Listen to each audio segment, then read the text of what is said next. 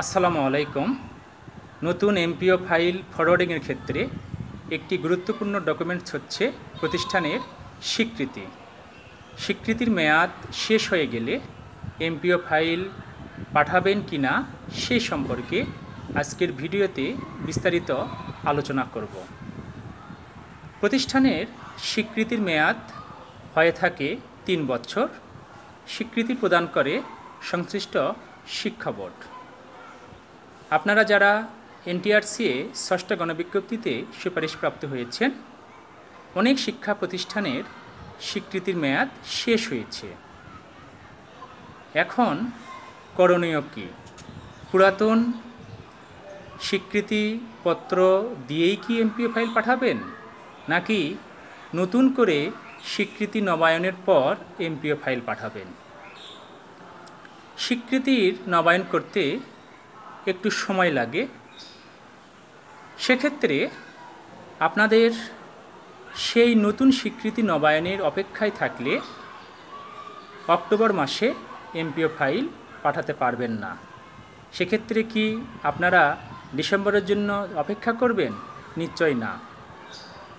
প্রতিষ্ঠান প্রধানকে বলুন, স্যার, যেহেতু স্বীকৃতির নবায়নের তারিখ শেষ হয়েছে, আপনি শিক্ষা বোর্ডে আবেদন করুন এবং স্বীকৃতির নবায়নের জন্য একটি নির্দিষ্ট ফি রয়েছে, সেই ফিটি ব্যাংকে জমা দেওয়া হয়। আপনারা এমপিও ফাইল পাঠানোর ক্ষেত্রে পুরনো যেটির মেয়াদ শেষ হয়েছে, অর্থাৎ সর্বশেষ স্বীকৃতি নবায়নের সঙ্গে বর্তমানে প্রতিষ্ঠান প্রধান নতুন করে স্বীকৃতি নবায়নের জন্য যে আবেদন করেছে সেই আবেদনের কপি এবং স্বীকৃতি নবায়নের জন্য যে নির্দিষ্ট পরিমাণ ফি ব্যাংকে জমা দিয়েছে সেই ব্যাংক রসিদ, এই দুটো জিনিস পূর্বেরটি যেটির ডেট অলরেডি শেষ হয়েছে তার সঙ্গে সংযুক্ত করবেন। সংযুক্ত করে একটি ফাইল করে আপনারা সেই স্বীকৃতির নবায়নপত্রটি এমপিও ফাইলে সংযুক্ত করবেন।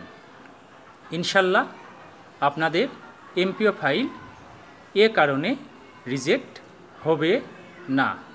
আশা করি আপনারা বিষয়টি পূর্ণাঙ্গ ধারণা পেয়েছেন।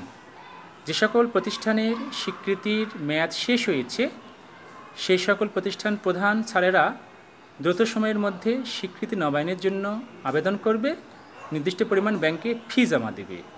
আবেদনপত্রের কপি এবং ব্যাংকে টাকা জমা দেওয়ার রসিদ, এই দুটি ডকুমেন্টস সর্বশেষ স্বীকৃতির সঙ্গে সংযুক্ত করবেন। সংযুক্ত করে এমপিও ফাইলে অ্যাটাচ করবেন। সবাইকে ধন্যবাদ।